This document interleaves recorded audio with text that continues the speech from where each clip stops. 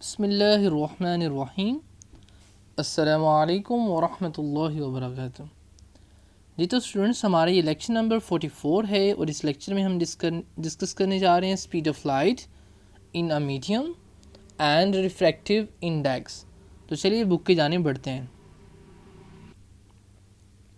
Speed of light in a medium कह रहे कि जी refraction of light is caused by the difference in speed of light in different medium.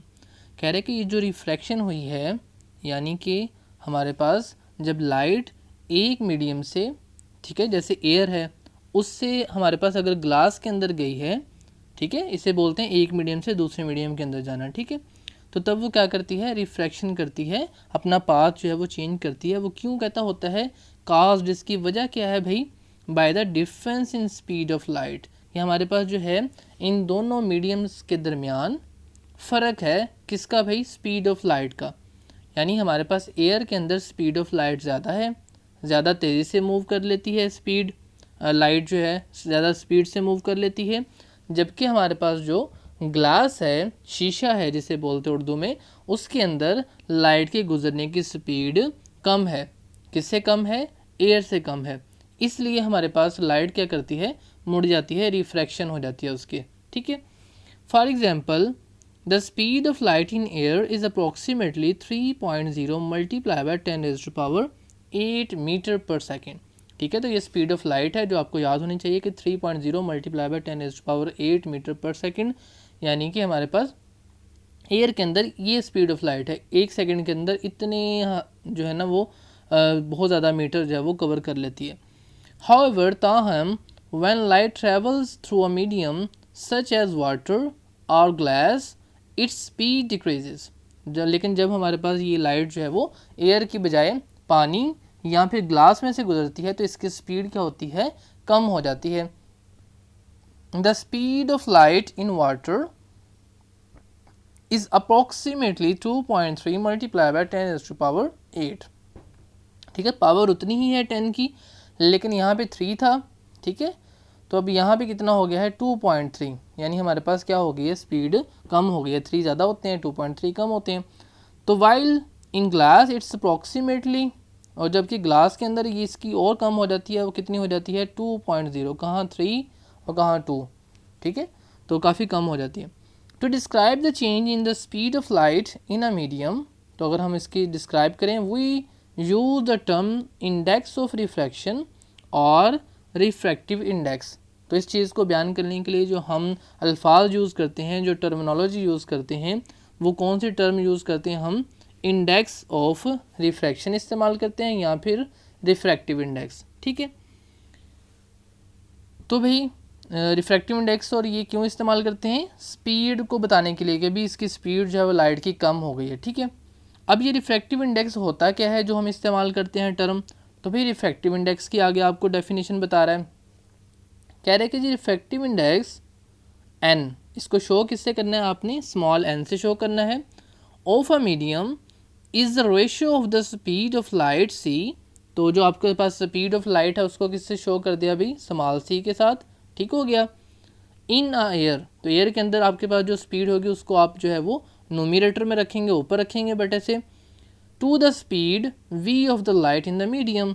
जो जिस medium को आप डिस्कस कर रहे होंगे, पानी होगा तो पानी की, शीशा होगा जैसे आपके पास ग्लास है तो उसकी जो उसके अंदर से गुजरने की जो स्पीड होगी उसको आप डिनोमिनेटर में रखेंगे, यानी कि बटे के नीचे, ठीक है। और उसने बताया ये फार्मूला कि रिफ्रैक्टिव इंडेक्स आपके पास कैसे निकलेगा, एन होगा, speed of light in air ऊपर यानी कि सी ऊपर, speed of light in medium नीचे यानी कि वी नीचे, ठीक है। तो क्या बन जाएगा formula, n is equal to c divided by v, ठीक है। तो ये रिफ्रैक्टिव इंडेक्स की डेफिनेशन है, पूरी ही आपने ये करनी है, ठीक है। और स्पीड ऑफ लाइट वाले ये वाला पैरा भी आपको सारा इन्फॉर्मेशन आनी चाहिए कि एयर के अंदर कितनी है, पानी के अंदर कितनी है और आपके पास ग्लास के अंदर कितनी होती है, ठीक है।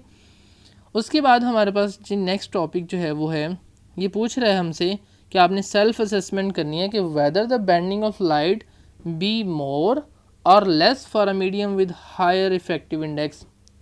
तो कहते हैं भी क्या जो लाइट का मुड़ना है ज़्यादा होगा या कम होगा अगर हमारे पास कोई ऐसा मटेरियल है जिसके अंदर लाइट जा रही है और उसका रिफ्रैक्टिव इंडेक्स ज़्यादा है, तो भाई जिसका रिफ्रैक्टिव इंडेक्स ज़्यादा होगा इसका मतलब है कि उसके अंदर लाइट ज़्यादा मुड़ जाएगी। किधर को मुड़ेगी भाई, हमारे पास टूवर्ड्स द नॉर्मल, नॉर्मल की तरफ मुड़ जाएगी। लेकिन अगर हमारे पास रिफ्रैक्टिव इंडेक्स वाला ज़्यादा वाले से कम वाले में जा रही है तो नॉर्मल से परली तरफ जो है वो परे मुड़ जाएगी। ठीक है, अवे फ्रॉम द नॉर्मल। ठीक है, एक लफ्ज़ होता है टूवर्ड्स द नॉर्मल, उसका मतलब होता है नॉर्मल की तरफ, और एक होता है लफ्ज़ away from the normal, normal से परे। अब इसकी एग्जांपल हम वही कर लेते हैं जो अभी हमने इससे पिछले लेक्चर के अंदर डिस्कस की भी है कि देखिए हमारे पास ये क्या था, अभी ये एयर थी। ठीक है, लाइट हमारे पास आ रही थी, ये एयर के अंदर से दाखिल हुई, जब इसके अंदर आई आपके पास शीशे की ग्लास है। ठीक है, जो इसकी कल आपको एग्जाम्पल अपना जो है वो लास्ट लेक्चर के अंदर पिक्चर भी दिखाई थी। तो क्या हुआ हमारे पास, आपको पता है एयर का रिफ्रैक्टिव इंडेक्स जो है वो कम है। ठीक है, यानी कि इसके अंदर स्पीड ऑफ लाइट ज़्यादा है, तो फिर क्या होगा, जब रिफ्रैक्टिव इंडेक्स ज़्यादा वाले शीशे के इस जो है वो इसके अंदर से गुजरी तो क्या हुई, आपके पास देख रहे हैं आप, सीधी जाने की बजाय नॉर्मल की जानिब मुड़ गई। ठीक है, और इस तरफ क्या हुआ भाई, इस तरफ ये लाइट इस तरह आने की बजाय, ठीक है, नॉर्मल से परे हो गई, देखें ऐसे हो गई। ठीक है, तो इसका मतलब है कि हमारे पास जब कम रिफ्रैक्टिव से ज़्यादा में जाती है तो मुड़ती है नॉर्मल की तरफ, और जब हमारे पास ज़्यादा रिफ्रैक्टिव इंडेक्स, जैसे ग्लास का ज़्यादा रिफ्रैक्टिव इंडेक्स है, इससे कम रिफ्रैक्टिव इंडेक्स एयर में गई तो नॉर्मल से जो है वो अवे हो गई, परे को हो गई, और जब हमारे पास शीशे के अंदर दाखिल हुई तो जो है वो नॉर्मल जो आपकी ये सीधी लाइन थी इसके और करीब को होकर मुड़ गई। ठीक है, तो ये आपको मज़ीद समझा दिया कि किस तरह से इसका मुड़ना होता है। तो भाई ये भी हमने कर लिया कि भी अगर हमारे पास रिफ्रैक्टिव इंडेक्स ज़्यादा होगा तो हमारे पास जो है वो बेंडिंग ऑफ लाइट भी ज़्यादा होगी। ठीक है, अब हमारे पास नेक्स्ट टॉपिक है ये क्या कहता है, डू यू नो कि हमारे पास जो रेनबो बनती है उसमें किस तरह से होता है भाई, बता रहा है कि dispersion of light is due to the variation in a refractive index. कहते हैं कि जो हमारे पास डिस्पर्शन ऑफ लाइट है, लाइट का फैलना है, लाइट का बिखरना है मुख्तलिफ कलरों के अंदर, ये किस वजह से है, रिफ्रैक्टिव इंडेक्स की वेरिएशन, रिफ्रैक्टिव इंडेक्स की तब्दीली की वजह से है। विद द कलर, कलर के रिफ्रैक्टिव इंडेक्स हमारे पास चेंज होते हैं। Dispersion in drop of water, हमें जो रेनबो नज़र आती है बेसिकली होता क्या है कि जब बारिश होती है तो बारिश होने के बाद हल्के हल्के छोटे छोटे से कतरे जो हैं वो हवा के अंदर मुअल्लक हो जाते हैं, हवा के अंदर तैर रहे होते हैं, जो है वो फैले हुए होते हैं छोटे छोटे से कतरे। ठीक है, तो क्या होता है जब उनके अंदर लाइट जाके टकराती है सूरज की और जब उनसे वापस मुड़ती है, ठीक है, तो फिर क्या होती है, हमारे पास सेपरेट हो जाती है, डिस्पर्जन हो जाती है, लाइट जो मुख्तलिफ कलरों में फैल जाती है। ठीक है, तो water separates the colour of sunlight into a rainbow, बो कहते हैं कुमान को हम। ठीक है, तो जिस तरह हमारे पास तो रेनबो मतलब हमारे पास जो है वो बारिश के कमान सी कलर से बन जाती है। तो आपको दिखाते हैं कि इस तरह से हमारे पास होता है जी रेनबो, और कैसे बनती है। देखिए नहीं, कुछ इस तरह से उन्होंने दिखाया कि सनलाइट आती है और ये आपको गोल सा जो दिखाया गया है इसमें से टकराती है और मुख्तलिफ कलरों में जो है वो डिस्पर्स हो जाती है। ठीक है, तो ये देखेंगे ये हमारे पास इस तरह से रेनबो जो है वो बनती है रेनबो, और ये देख रहे हैं आप। अब अगर इसमें आप देखें तो इसमें जो है वो ऊपर ऊपर आपके पास रेड कलर है। ठीक है, उसके बाद आपके पास क्या है, ऑरेंज कलर आपको नज़र आ रहा है, फिर येलो है, फिर ग्रीन है, फिर ब्लू है और फिर वायोलेट है। ठीक है, तो अब दोबारा से बुक की जाने बढ़ते हैं जी। तो इसमें भी आपको मुख्तलिफ कलर्स के दरमियान ये जो दिखा रहा है कि भी किस तरह से ये होगी, red, orange, yellow, green, blue और वायलेट। ठीक है जी, तो इस तरह हमारे पास जो है वो रेनबो बनती है। उसके बाद है हमारे पास अब नेक्स्ट टॉपिक जो है वो न्यूमेरिकल, एक शॉर्ट सा एग्जांपल 12.3, इसको भी डिस्कस करते हैं। कह रहे हैं कि भाई a ray of light enters from air into glass, तो एयर से कहता है ग्लास के अंदर एक रे जो है लाइट की जा रही है। The angle of incident, angle of incident को किससे शो करते हैं भाई, आई से। आई कितना है 30 degree. If the refractive index of glass is 1.52, अब रिफ्रैक्टिव इंडेक्स को किससे शो करते हैं भाई, एन से। ठीक है, तो कहते हैं कि अगर हमारे पास एन जो है 1.52 हो then find the angle of refraction, तो एंगल ऑफ रिफ्रैक्शन फाइंड करें। तो भाई हमने पढ़ा था पिछले लेक्चर के अंदर, हमने स्नेल्स लॉ पढ़ा था ये वाला। ठीक है, इसमें क्या था, रिफ्रैक्टिव इंडेक्स एन इक्वल होता है साइन आई, यानी कि आपने जो है वो एंगल ऑफ इंसिडेंट जो है उसका साइन लेना है और फिर एंगल ऑफ रिफ्रैक्शन का भी साइन से उसे डिवाइड कर देना है, तो आंसर आ जाएगा एन यानी कि रिफ्रैक्टिव इंडेक्स। तो भाई बहुत सिंपल सा क्वेश्चन है।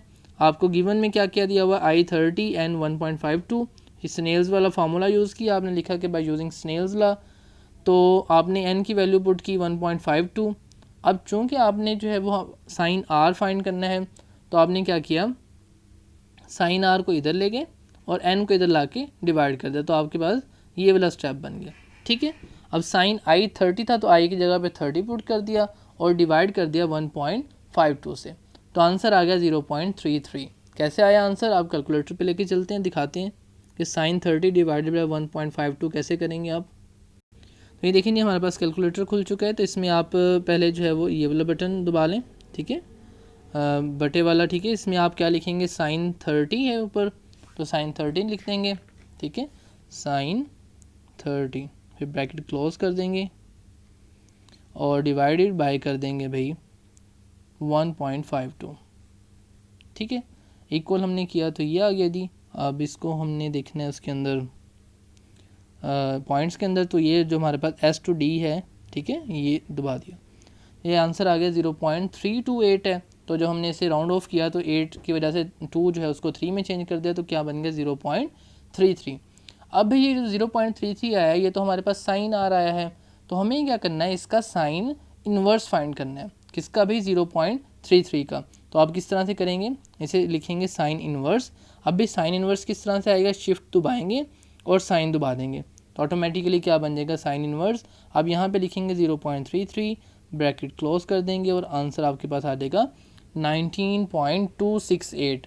तो अगर 268 को आप राउंड ऑफ करें तो आपके पास क्या बन जाएगा, 19.3 डिग्री आंसर आ जाएगा। ठीक है, चलिए बुक पे चलते हैं और दिखाते हैं आपको। तो ये देखें जी, आपके पास जो है आंसर आ चुका है, ये देखें इस तरह से है। तो आपने जब क्या लिया, 0.33 आ गई, तो साइन r की वैल्यू आई, हमें तो सिर्फ r चाहिए, तो साइन जो है इस तरफ आके क्या बन गया, साइन इन्वर्स। ठीक है, और 0.33, तो साइन इन्वर्स ऑफ 0.33 जैसे मैंने कैलकुलेटर से लेके दिखाया वैसे आप ले लेंगे। ठीक है, शिफ्ट दबा के साइन दबाएंगे तो साइन इन्वर्स, उसके बाद 0.33 लिख के इक्वल का आंसर, इक्वल जो है वो पुश करेंगे बटन, तो आ जाएगा आंसर 19.3 डिग्री। ऊपर आप डिग्री का साइन भी लगाएं क्योंकि एंगल जो होता है हमारे पास डिग्री के अंदर होता है। तो यही आपका आंसर है जी। और इसके साथ ही हमारा आज का लेक्चर कंप्लीट हो जाता है। मिलते हैं नेक्स्ट लेक्चर में, तब तक के लिए अल्लाह हाफिज़। अस्सलामु अलैकुम वरहमतुल्लाहि वबरकातुहू।